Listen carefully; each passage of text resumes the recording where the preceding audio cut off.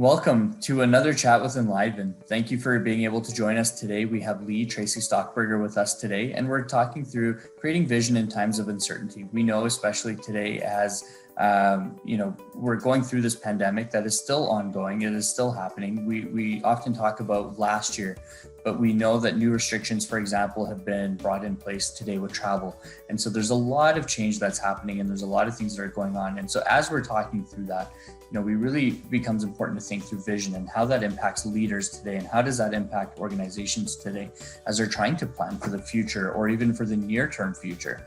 And so I think it's really important that we have this conversation to help people understand what are some of the things that they can do, what are some of the things that they can apply for themselves and for their own organizations. And so Lee will really help to shed some light, I should say, on some of those areas. But before we jump in, Lee, why don't you give us a quick introduction of yourself? Sure. Other than the beast of a last name, I am an associate and executive coach with Novus Global, and we are an international coaching firm based out of Los Angeles, but we have coaches in Canada as well. I'm from the Vancouver area, and we also have coaches in Australia and South Africa, so we love the global part expanding for us. And maybe I'm most passionate about being for people. I love the idea of advocating and unleashing human potential.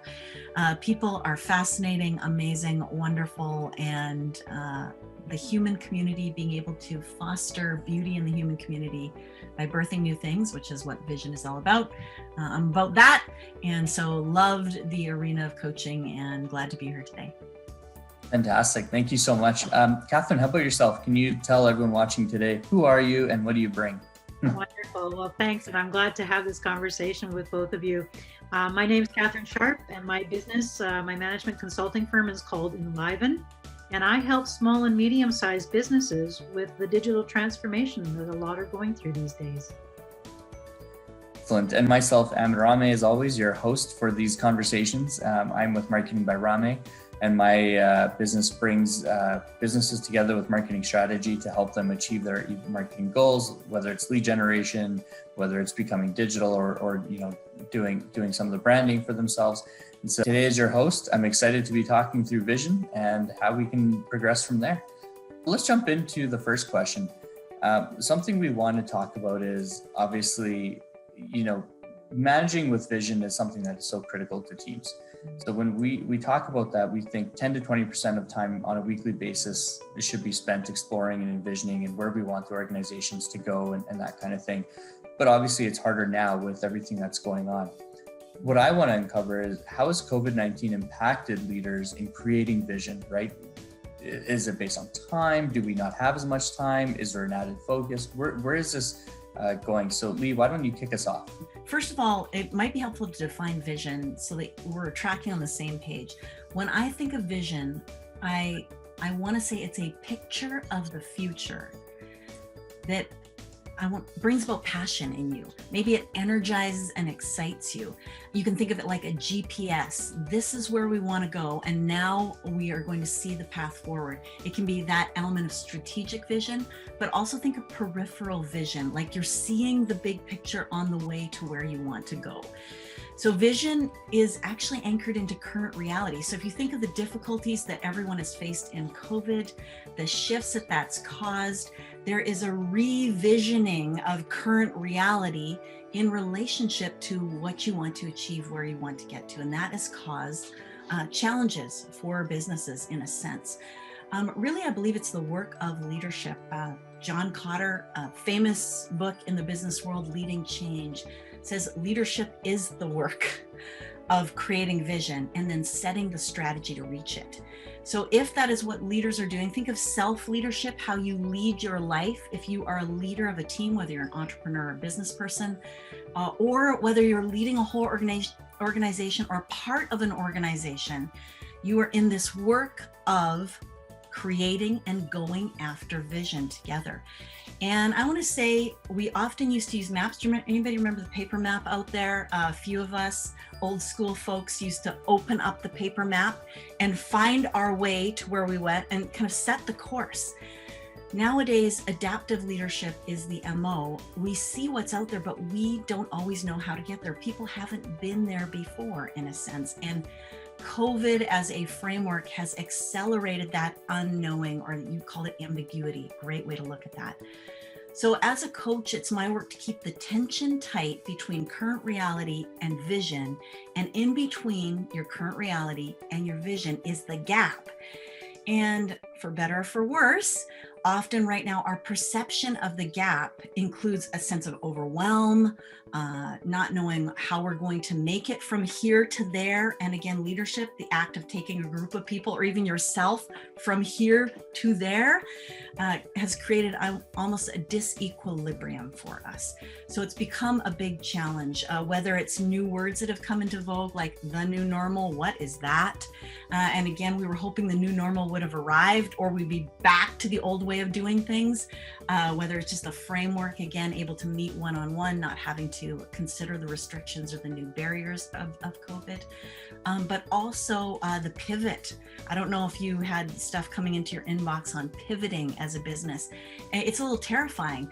If you've ever been on a basketball court, you play sports, you're going one way and an opponent is coming towards you and you pivot. It's lifetime movement to get out of the way of an obstacle. And it can be terrifying when you're doing that as a business owner, to not have the time to reflect, to not have the opportunity to maybe be more deliberative. You're responding lifetime to these obstacles. So huge challenges around that, including how the workplace has shifted. Many of us used to bump into staff. If you're a leader, you can sidle up alongside someone's desk and have a vision casting moment for them. Not the case, and not always so easy, although we're getting better at doing it on Zoom and through other mediums. But much has changed. And so there's been a radical revisioning around how we cast vision, how we accomplish vision, when there seems to be so much up in the air and when the speed of change is happening. In fact, crisis really simply is very rapid change. So we're used to change. This kind of comes with the skin. Humans are adapting to change all the time. It's what we do. But in times like COVID, uncertainty accelerates the speed of change, and it also means that we have to accelerate our response to that in some cases. So lots of challenges out there for creating vision in a time of uncertainty. Absolutely. And do you see vision, the lines of vision, ever being blurred with corporate objectives or corporate strategy in terms of where that vision leads you, and how, business leaders can enact some of that to happen? Mm-hmm. I want to say, I actually see it as the same thing in some ways. If we want to talk Metavision, and Catherine, we were chatting around how vision really is your values. It is, in a sense, what you value, what you're going after, what is important for you. But there's a microvision, we're going to call it, which is the specifics of vision, which allow you to say, how did I know I got to what I wanted to see in the world? Because if metavision and microvision in a company are not aligned, there's a lot of pain that happens, and we might talk a little bit more about alignment. So in a sense, vision for me are those specifics, those outcomes, but also, like, how would you know that you had created impact in the world if your company is about that? How would you measure the qualitative things that you want to see in your employees, among your clients, in the way that you serve people, in the products that you put out in the world? Vision for that can be very, very specific. So sometimes when you think of, is vision aligned with that? I want to say vision is that. And often maybe mission would be some of those greater meta vision ideas, but there'd be thousands of ways for us to do that. For example, you said, I want to create meaningful work for university students. Well, trust me, there's 100,000 ways to accomplish that vision. But when you're working to get specific, and we're going to talk about that in a minute, it's so valuable to be able to say, hey, this is how I can celebrate what I went out to do became a reality.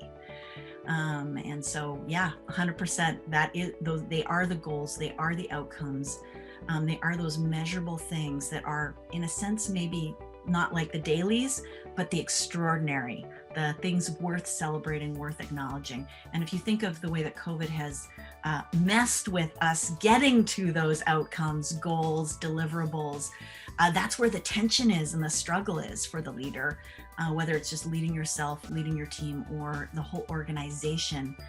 getting to where they want to go.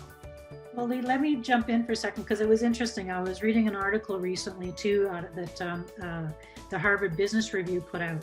And they were talking about this. And one of the things was, with so much up in the air during the COVID pandemic, we're fighting against two forces: uncertainty, we don't have the information we need, and ambiguity. The best outcome is a matter of interpretation. I love that. And if I could say, like, we're going to talk maybe on when vision is not clear, what happens. Can we jump into that space? I really think this is same thing, affects yourself, affects the organization. I'm just going to call ambiguity vagueness for the case of the argument. So there are costs to staying vague in vision. I want to say vague is great too. Sometimes it's fantastic to be vague. Think of political campaigns. Make America Great Again. Super awesome slogan. Very vague. Now, however you relate to who was pitching that slogan to us, think of maybe Barack Obama's slogans, hope or forward. Wow, super vague, but can be inspiring. There's lots of things that we can attach to this vision. It can be very broad. What I make up is that when we keep vision vague, when we allow that ambiguity to remain, we don't even know where we're going. So if vision doesn't become specific, you don't know where you're going to go. It is hard to chart a course, and admitted, I love the wandering road trip. That can be amazing as well. But if you don't know where you're going, how will anyone else know how will you know you arrived where you want to get to? And I don't know if you ever play with the law of attraction as an idea, whether you believe it or not. Once you begin to get specific and you put it out into the universe, this is where I'm going, this is what I want, it's surprising how your eyes start to notice things that will help you out, how you begin to ask or connect with people who might be a resource to you in getting where you want to go. Your focus, your lens becomes much more clear as you get specific on what would make your vision a reality. So I think this is where the alignment piece comes in as well. Vague vision is a pitfall for leadership as far as alignment for the team. If your vision is vague and you have a great team, a thriving team, high performers, we even call them meta performers, people that are saying, hey, what are we capable of? What might we be able to do? And no one has any specifics around what you want to accomplish. You may get to a certain place where really amazing people have invested their energy and their time and their passion in getting to an outcome. But if it doesn't match the outcome that you decided was, this is the vision that we're going after, you can have that heartbreak. You have people leave organizations, they're crushed with the feedback that they're getting, like, we're not happy with what you did. They're like, hold on a second, I left it on the table. Or even in performance reviews, well, you never told me that's what you wanted from me. How could I even deliver it? Much less be coached towards that outcome so that you could all be thrilled. So vague vision is difficult. And of course, in uncertainty, we sometimes deflect that. We're like, I don't have time to get specific. It's hard work. The ambiguity gives us even more of a hesitancy or resistance against getting specific. So leaning into that and saying, hey, it's even more important in times of uncertainty. Think of like war, pandemic, high crisis, on getting specific on exactly what we're going to do, how we're going to do it, how we're going to know that it has happened. And also, FYI, if you don't get specific, you will not be able to celebrate success. You'll also not know when you failed. So that's the beauty of staying vague, is that you push away that sense of failure, or, wow, in the pandemic, I just can't make it happen. It's not what I want. But you also lose the ability to celebrate the growth that happens, even if you don't reach that vision. If it's up there kind of like a North Star, then you're going to want to move towards that vision. So we often say when you have a vision, you're going to make commitments to move towards that vision, strategic commitments as an individual, as a team, as a whole organization. They might be very well outlined. And we don't make commitments just to keep them. Although we want to keep them, we want to get there. We make commitments to grow. Like you raise your hand to a marriage relationship or to a partnership, even to parenting, to a volunteer. moment and you're like, hey, I'm in it to grow, to help this thing become better. And there's a North Star in a sense that is like the vision for where you want to go. But all along the way, you might be falling short of that, even as you make very strategic commitments to getting there. Well, Leah, I think that's what we were talking about earlier too. Like when you've got a team that doesn't have that, there's always the analogy of everybody rowing in the same direction, right? Yeah, I love that. And I want to say that achievement is so satisfying.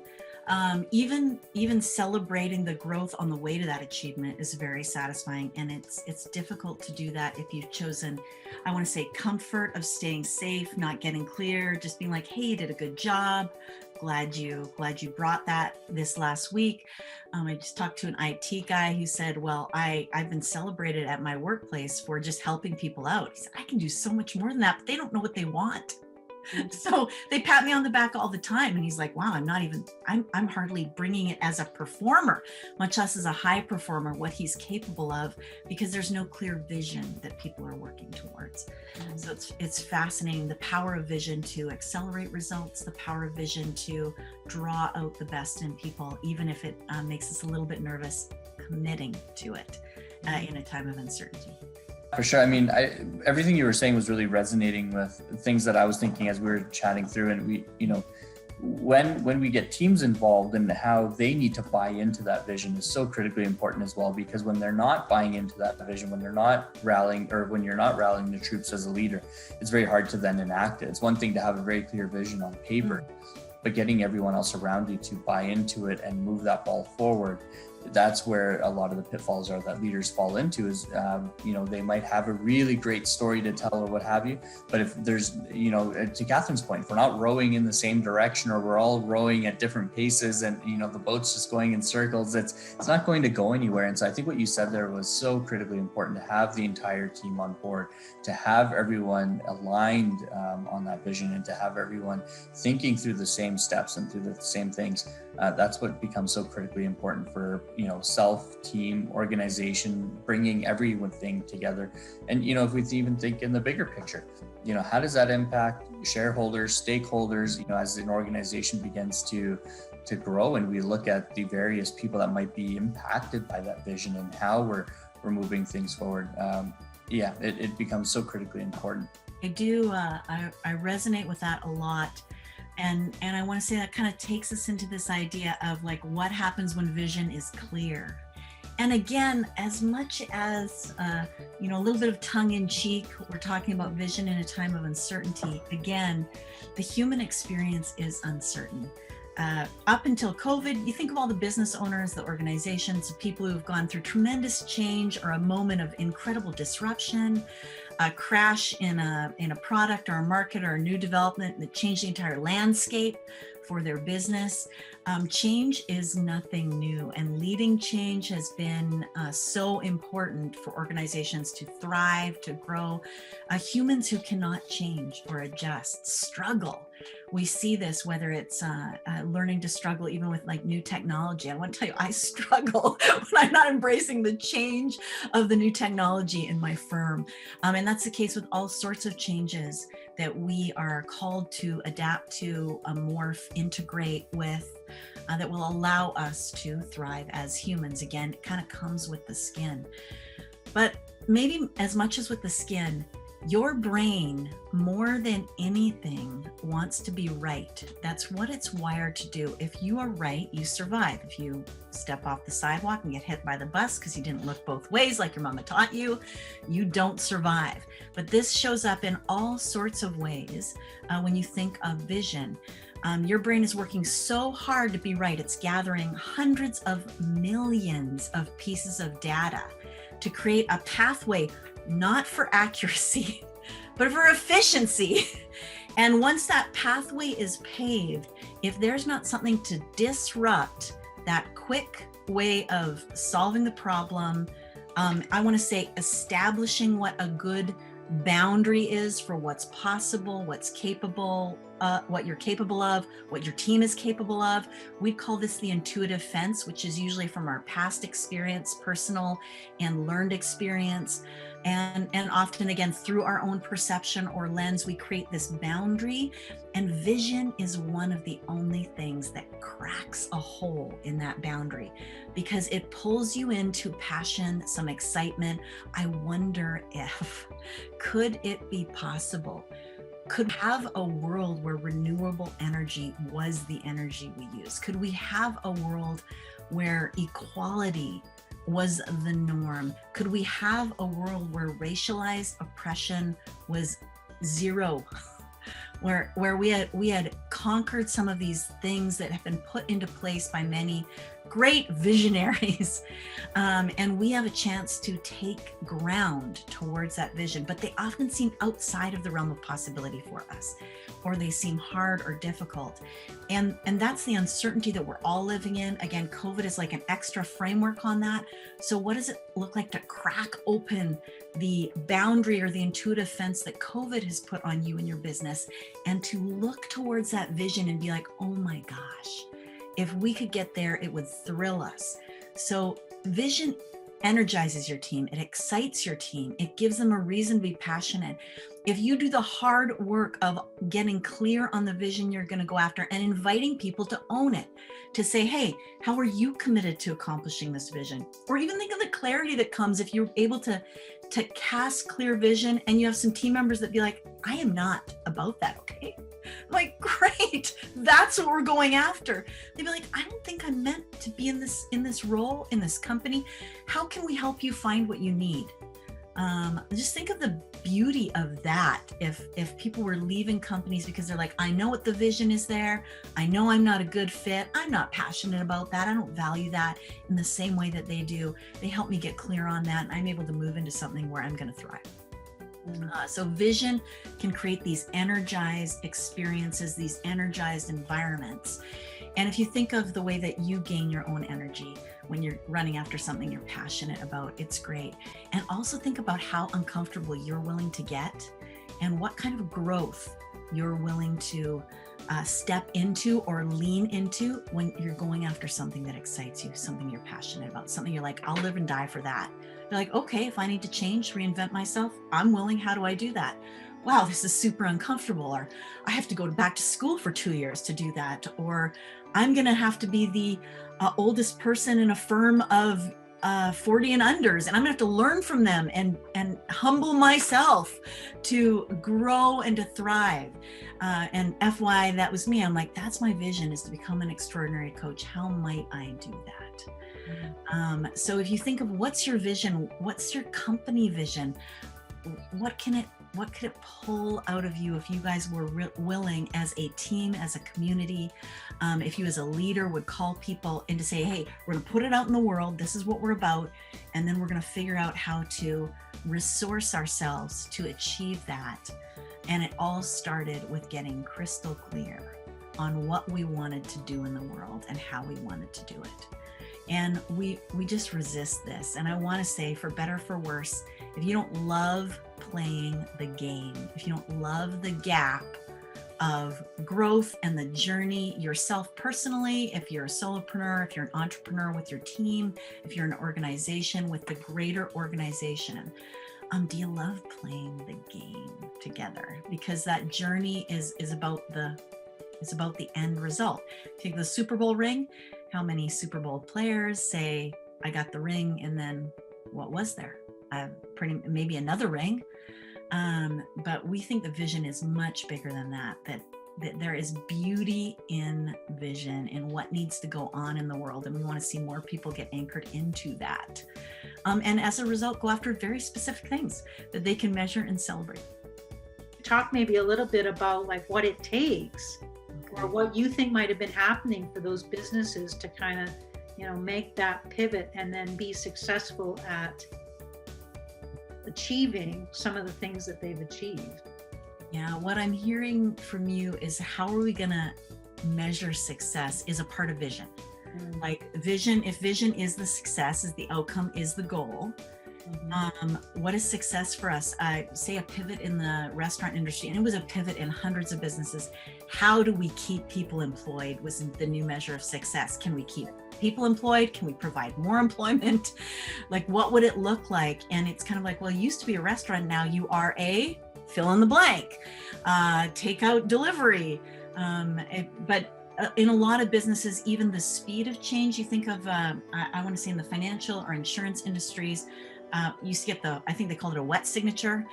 They've got to sign the paper in person. Within 2.5 weeks, what they thought was going to take 2 to 5 years in a lot of companies happened because of the demand. So the shifts are possible. We just don't think they're possible until the crisis opens up, the need and the creativity, innovation, which is part of vision, which is why we don't want to play inside our intuitive fence when we're thinking vision, because frankly, it's pretty boring. You already know you're going to achieve that. Now, no good, no bad. Sometimes we need seasons of our life where we know we're going to achieve it. It's okay. But I would invite companies maybe to step into vision, and what's needed for that, if I could provide just like 4 quick hacks that we've found have been really great for people. I alluded to one of them.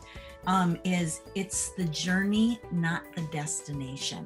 In a sense, detach from the results and attach to playing the game for the love of the game, attach to growing your leadership, attach to integrity on your team, attach to growth goals, attach to how would we measure that our communication has become seamless over the course of the last year? What is that vision piece that you can attach to that is going to take you to the outcome eventually, but the obstacle of COVID seems to make it difficult? Well, then play the game hard. Play it harder than you've ever played it. And I wonder what result you're going to get. If you're open to playing in a new way, running the drills a little differently, all of that kind of sports analogies. I love that for the pivot moment for companies. If you want a great example of this, I think we're going to throw out a bunch of resources, but Ray Dalio's principles. And if you're a hack like me, you like the book summary is great, because then you can read way more books if you read the book summary. And he has got an amazing principles for success audio series in 8 parts. And I think it's 30 minutes long as opposed to his big book, which I also love, based down here. So there are some great things out there that talk about like the journey is really where we play, where we close the gap. Strategy lives in the journey. It doesn't live in the result. Once you've gotten to the result, the strategy is done. But a lot of the fun, the innovation, the value for the team comes in the growth that happens as you close the gap. So if you love playing the game with your team, you're going to win. That's kind of our theory. Another one is get a good mantra. And the mantra that I've really encouraged people to have is like, I am not alone. We are not alone. It's been actually a blessing of the pandemic, is to realize, hey, we've got a world out there that is with us in these moments. And admittedly, we get a little bit navel gazing. I don't know if you watch Canadian news at all, or even CNN or American news, but if you broaden the lens in this moment, it's like, hey, we are in it. How can we help one another? And it's actually one of the vision pieces that I love about the two of you. And you said, please give what's all the wisdom I can throw out here from all the people we coach, from the companies we work with, from like vision being one of our values. And we tell clients, we want you to go live your most extraordinary lives. That's the V in go live is vision. We believe it makes your life extraordinary. So just putting it out there, get a good mantra. People are here to bless you, to gift you, to give generative wisdom, to be a resource to you. Use them. Tell yourself that. Look for the people that are willing to not give you a hand out, but give you a hand up to where you want to go, and to celebrate you on the way there. And you two have just modeled this beautifully and said, hey, this is what this is about. That is your vision for this moment. Really, clarity is golden is our third hack. It is, Brene Brown said, clear is kind, and that's in giving feedback, but clarity is golden for your team. It is really beautiful. And the questions that you want to make sure you answer if you want clarity to win the day is, how will we know we accomplished that? What is the particular proof in the universe that we've reached that vision? And then, why do we care about reaching that vision? Ultra specific will help you. Clarity is golden. And lastly, Ryan Holiday wrote a book called The obstacle is the way. And I just want to say the obstacle is the path. COVID is the path for growth. COVID is the path for the next level of your business. COVID is maybe the birthplace of a new resilience or new grit in your life. If whatever you're facing becomes the path, and this is a common idea in Buddhism, in Stoic philosophy, is the impediment will grow you. The impediment will require more of you. On the other side of the obstacle is something beautiful. Are you willing to get there or to go there in spite of what it might require of you, which is not easy. So those have been like 4 hacks that we've noticed. Clients who are using those are seeing success, even though the market is still uncertain, even though we haven't opened up, even though the border is closed, and we just aren't doing business in the same way or what's required of us. It seems exponentially more in this moment. Those things have helped people. That's fantastic. I love that you were able to summarize, we go from such a big, broad topic of vision and how do we create that vision for organizations and how do we move teams forward? And you're really able to bring it all down into very simplistic terms and into very relatable terms, whether it's through the sports analogies or through us as our own beings and our own personal goals in our lives, to bring it down into those 4 hacks. I love that. This has been a really great conversation, and I'm so happy we were able to get together today and be able to bring some of these out for the people that are watching today. And we'll share those resources after this conversation with them, and hope that they're able to actually pull something out and be able to, steward themselves towards building that vision for themselves, or steward the current vision that they have, and bring that clarity into it. So I really appreciate your time and being able to share some of these ideas with us. I want you to go out there and live an extraordinary life. So take it all and use what you need.